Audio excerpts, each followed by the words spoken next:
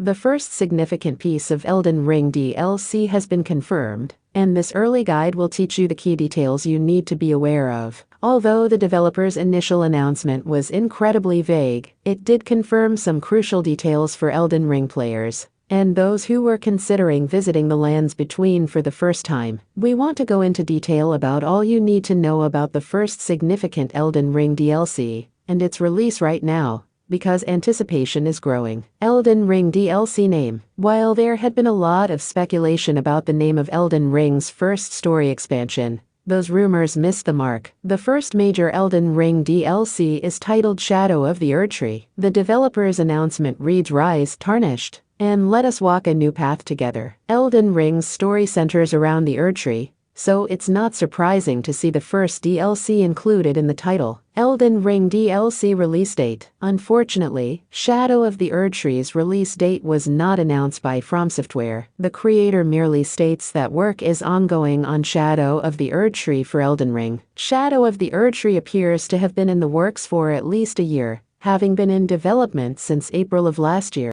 Elden Ring DLC consoles. The platforms on which the DLC for Shadow of the Erdtree will be playable were confirmed by From Software, though not much else. From Software plans to release the expansion on PlayStation 4, PlayStation 5, Xbox One, Xbox Series X, Xbox Series S, and Steam, according to a statement on its Japanese website. Given that Elden Ring's base version supports each of these systems, there are no real surprises there. We don't expect any major differences between the platforms in terms of story or features, but you can expect Shadow of the Erdtree to look and play the best on Windows PC, PS5, and Xbox Series X. The base version of Elden Ring runs the best on these platforms, and while you can still have a good experience on last-generation consoles, it may leave something to be desired. Elden Ring DLC features. From Software did provide a teaser image which you can see. A person in white robes with long blonde hair is shown in the concept picture riding what appears to be Torrent,